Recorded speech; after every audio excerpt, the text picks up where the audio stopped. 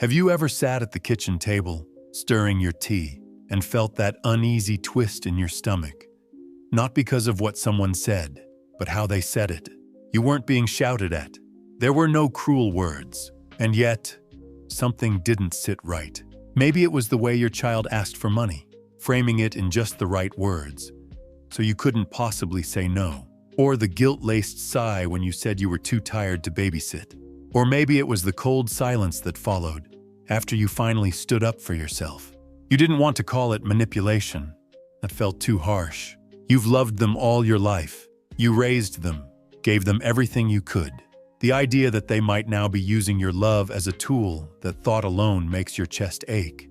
But there it is, that quiet feeling in your gut that something's off, that your kindness is being used, that your love is being turned into a lever, one that tilts the scale only in their favor. Let me tell you something you may need to hear today. It's okay to name it, even if they're your children, even if you love them, even if they're struggling. Love and manipulation can exist in the same room, but they cannot stay there forever. This isn't about blaming or labeling. It's about seeing clearly, about protecting the part of you that still deserves peace. Lily knows that feeling well. She's 71 now, living alone after her husband passed. Her daughter visits, but mostly when she needs something: a ride, a check, help with the kids. And every time Lily tries to say she's not up to it, her daughter's face changes. "You always say you're tired. I guess I'll figure it out like I always do." It's not yelling. It's not slamming doors, but it slices just the same. For a long time, Lily convinced herself that this was just how things were. That being a mother meant always saying yes, even when it hurts. But one evening, sitting on the edge of her bed, she whispered out loud what her heart had known for a while. "I feel used." Those 3 words shifted something inside her, not into anger, but into awareness. Because the first sign of manipulation, subtle as it may be, is when guilt becomes the glue holding the relationship together. When your no is met with silence or punishment. When your boundaries are greeted with coldness or guilt trips. When your love becomes a tool to bend your will. Manipulation doesn't always wear sharp teeth. Sometimes it smiles. Sometimes it says, "But I thought you cared." And in that moment, the hook sinks in. Lucas felt it too. He's 75, always a giver, always dependable. His son lost his job a few years ago and needed help. Lucas was there writing checks, offering advice, opening his home. But as months passed into years, Lucas noticed something. Every time he said, "Let's talk about a plan," his son would change the subject or grow angry. Every time Lucas hinted that his savings were running low, his son would say, "Wow, I guess I can't count on anyone anymore." Those words hit harder than fists. Lucas began to shrink, stopped asking, stopped expressing, just kept giving, hoping it would buy peace.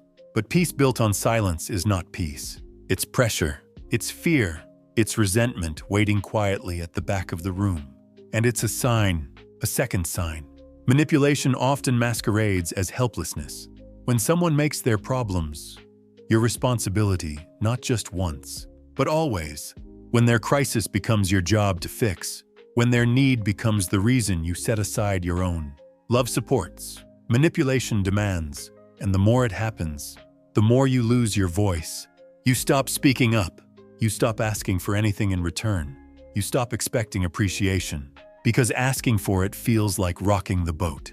This is what happened to Henry. At 78, he was proud of his independence. Still cooked his own meals. Still kept his garden neat.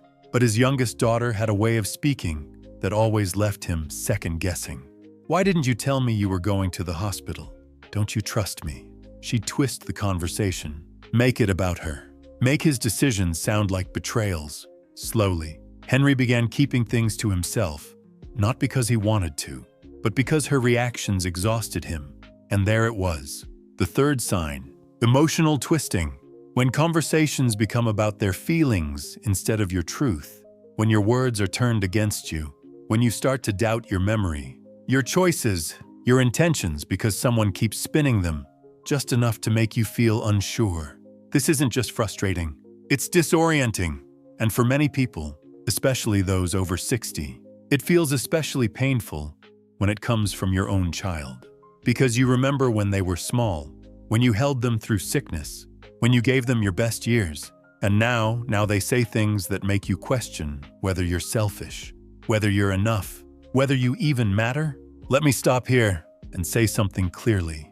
You are not selfish for having limits. You are not cold for needing rest. You are not cruel for wanting your own life to matter again. Naming these patterns isn't about breaking your family apart. It's about bringing yourself back together, piece by piece, boundary by boundary, truth by truth. Because when you ignore these signs, they don't go away. They grow, they deepen, and eventually, they wear you down until you forget what it felt like to feel whole. But you can begin again. You can begin, like Lily did, by saying softly, "I can't help with that today." You can begin, like Lucas did, by saying, "I've helped a lot. It's time for you to step forward." You can begin, like Henry eventually did, by saying, "Please don't twist my words. I said what I meant." And in that moment, no matter how they react, you reclaim something sacred. Not your authority, not control, but your dignity. That's what this is about. Not winning, not punishing, but living with dignity, quiet, rooted, honest dignity. Let's take a breath together. You've already started the hardest part, recognizing the signs, even if it hurts to admit them, and that is the beginning of real healing. There's something tender and deeply painful about realizing that someone you love might be pulling strings instead of reaching for your hand. It doesn't always feel like abuse. It doesn't always look like cruelty. Often, it's wrapped in soft voices and familiar smiles. But underneath it, there's pressure. There's a subtle fear that if you stop giving, you'll stop mattering. That if you stop saying yes, love will be withdrawn. That your boundaries might make you lose them. But that's not love. That's manipulation, wearing your child's voice. And the longer it goes unspoken, the heavier it becomes. Claire knows this heaviness well. She's 72, has always prided herself on being dependable, warm, and easy to love. Her son calls her often not to ask how she's doing, but to ask for things: money, favors, help with his own children. Every call begins with flattery, ends with a request. And if she hesitates even a moment, she can hear the change in his tone. "I just thought you'd care."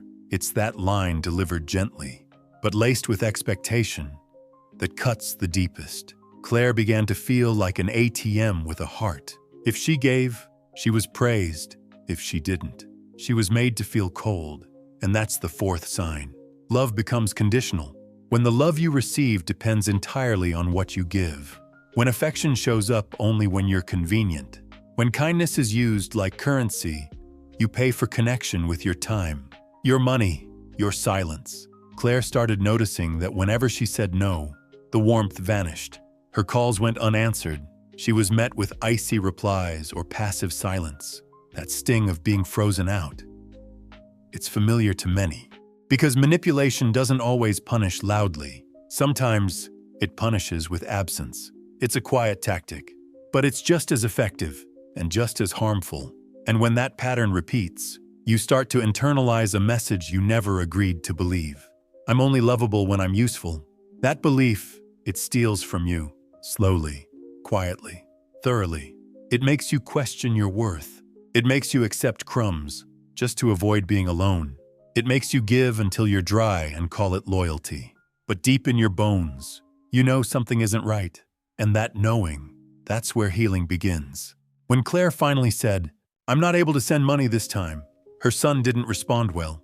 He said things that hurt, things that made her want to backtrack, apologize, fix it. But instead, she sat with the discomfort. And then she remembered something she hadn't thought about in a long time. She had raised him. She had given and given and given, and she still had the right to say, no, not as a punishment, but as a boundary. That one decision to not apologize for her limit was the beginning of her reclaiming herself. Let's talk about Owen now. Owen is 74, a quiet man, thoughtful, generous to a fault, and his youngest daughter always had a way of playing the victim. Whenever things didn't go her way, she'd find a reason it was someone else's fault. Usually he missed one of her school plays when she was 16 because his mother had a stroke that night. She still brings it up, still says, "You've always chosen other people over me." Every time Owen tries to talk about his own needs, she brings up old wounds. She cries. She rewrites history. She makes him the villain. And this is another sign, maybe the hardest of all. Emotional manipulation wrapped in past pain. When your child constantly replays old grievances to keep you feeling guilty, small, and responsible.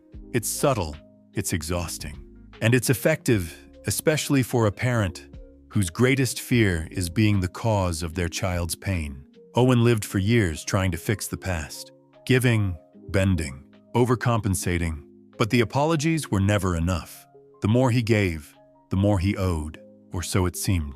Until one day, over a cup of coffee, his friend asked him a question that struck a nerve. If you've spent the last 20 years making it up to her, and she's still hurting, maybe it's not about you anymore. That sentence lingered in his chest, like a bell that wouldn't stop ringing. And he finally allowed himself to believe something radical. He didn't have to live the rest of his life as a penance for the parts he couldn't control. He could still love her. He could still listen. But he didn't have to absorb every blame, every tear, every dig. He began saying things like, "I'm sorry you feel that way, but I won't carry that anymore." That's what walking away from manipulation sounds like. It's not slamming the door. It's not shouting. It's not turning bitter. It's saying, "I see the game, and I'm choosing not to play." And it's not about abandoning your children. It's about stopping the abandonment of yourself. You can love someone and still refuse to be manipulated. You can be generous and still say no. You can care deeply and still have a line that cannot be crossed. That doesn't make you harsh. It makes you whole.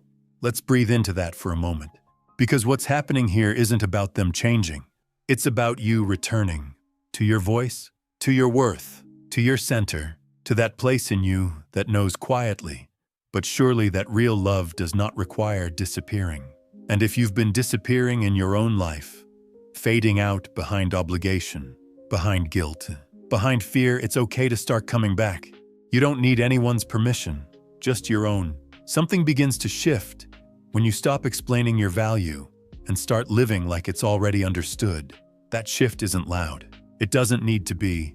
You don't wake up one morning and suddenly become immune to guilt or free from the ache of being misunderstood. No, what happens is quieter, steadier, like a deep breath that you didn't know you'd been holding for years, finally being released.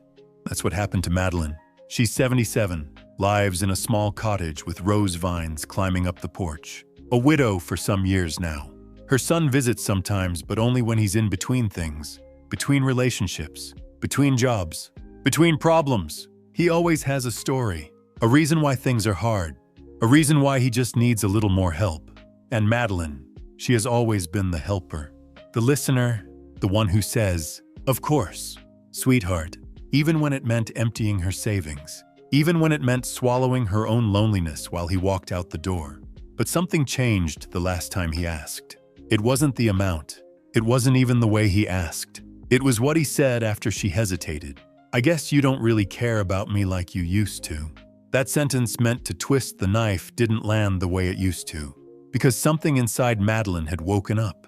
She looked at him, and instead of rushing to comfort or fix or explain, she took a long breath and said, "I've always cared.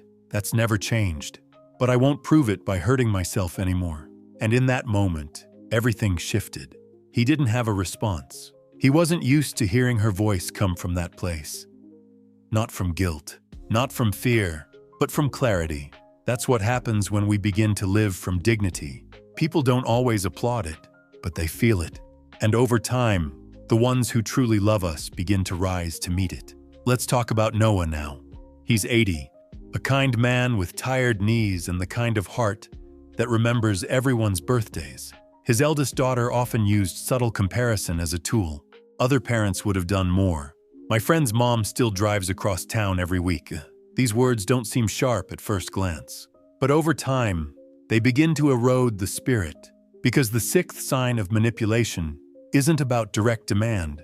It's about comparison that diminishes. When you're made to feel inadequate, not through insults, but through contrast, when you're measured against others in a way that always leaves you behind. It's not a request. It's not even a conversation.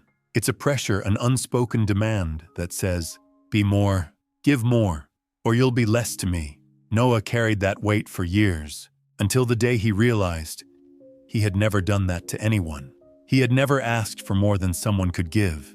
He had loved with his whole heart, and he was tired of being told that it wasn't enough. So the next time the comparison came, other dads would have offered to pay for the whole trip. He didn't flinch. He didn't defend. He just smiled gently and said, then maybe you should ask one of them. He didn't say it to hurt. He said it to honor the years he had already given. And you could feel the strength in that silence afterward, a silence filled not with shame, but with certainty.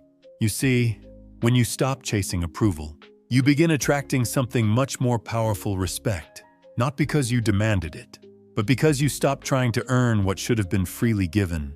And here's what often follows. The dynamic changes, not overnight, but slowly, subtly. Your children may look at you differently. They may test your new clarity, but many of them eventually will begin to see the person behind the pattern. Not just mom or dad, but you, a person with needs and limits and dreams that didn't vanish the moment you became a parent. And the ones who truly love you will adapt, not because you forced them to, but because you stopped shielding them from your truth. That's what happened with Lily.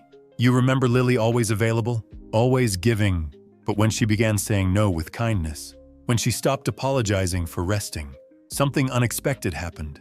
Her daughter, after some time, began calling just to talk, not to ask for help, not to request a favor, just to ask how Lily was doing, because Lily had changed. And when you change, not from resentment, but from respect, people feel it. They stop seeing you as a backup plan. They begin seeing you as a full human being. And even if they don't, even if they never do, you still win, because your life begins to feel like yours again. You wake up without the weight of obligation pressing down on your chest. You move through your day without wondering if saying no will cost you love. You sit in your chair by the window, sip your tea, and know with every cell in your body that you're no longer being pulled like a puppet by guilt. You're anchored, you're steady, you're free, and that freedom, it doesn't need anyone else's approval. You get to define what love looks like in your life now. Love that doesn't require bending until you break. Love that doesn't disguise control as care. Love that doesn't withdraw at the first sign of your no. That kind of love, that's what you've always deserved. And you deserve to receive it just as deeply as you've given it. Let that truth settle. Let it take root, because this next season of your life, it belongs to you, fully, finally, and freely. If you're still with me now, sitting quietly wherever you are, maybe on your porch, or at the kitchen table, or curled up with a warm blanket, I want to offer you something simple, a soft thank you, not for listening to me, but for listening to yourself, because this whole conversation hasn't really been about manipulation, not at its core. It's been about something deeper, about learning how to stop diminishing your own voice in the name of love. And if you've made it this far, you've already done something remarkable. You've chosen to name what many people are too afraid to speak out loud. That sometimes the ones we love most can hurt us the deepest. Not with cruelty, but with expectations. Not with anger, but with guilt. And it's hard, so hard, because you don't stop loving them. You don't stop wanting to be close, but you also start realizing that closeness should never come at the cost of yourself. That realization, that quiet awakening, is the beginning of a very different kind of love. The kind that doesn't need to be earned, the kind that doesn't hurt. And if this message reached you in some way, I want to ask you something.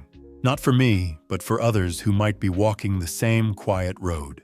Would you be willing to share a part of your story in the comments below? You don't have to say much. You don't have to name names or go into details. Just tell us. Have you ever felt manipulated by someone you love? What helped you find your strength again? What did it feel like the first time you said, "No more," because you might not know this, but your words can become someone else's turning point. Your truth, spoken gently and without shame, might be the exact thing another person needs to feel less alone. And if this conversation made you feel a little more seen, a little more steady, a little more like yourself again, then I hope you'll stay. There's a small button below that says subscribe. It's not just a button, It's a way to say, I want more of this. I want to walk this road with people who understand. No pressure, no gimmicks, just an invitation. Because I believe in creating spaces where honesty is met with compassion, where elders aren't just expected to give, but to rest, to speak, to stand tall, to be heard. You are not a burden. You are not behind. You are not foolish for finally noticing what's been hurting you all along. You are wise. You are allowed to change. You are allowed to grow, even now, especially now. And you are allowed to walk away from anything or anyone that teaches you to shrink. So here, at the end of our time together, let me say something clearly. You do not need to give until you disappear to be loved. You do not need to explain your boundaries to people who refuse to hear you. You do not need to carry old guilt like a blanket draped over your shoulders. You are allowed to say, that's not okay with me. You are allowed to say, I've done enough. You are allowed to say, if this is love, it needs to look different. And when you say those things, even if your voice shakes, you are not weak.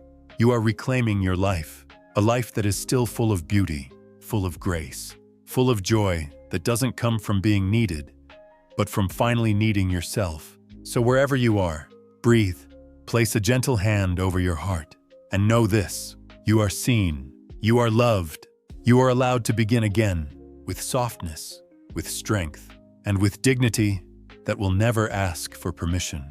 You don't need to be loud to be heard. You only need to be true, and that, dear friend, is more than enough.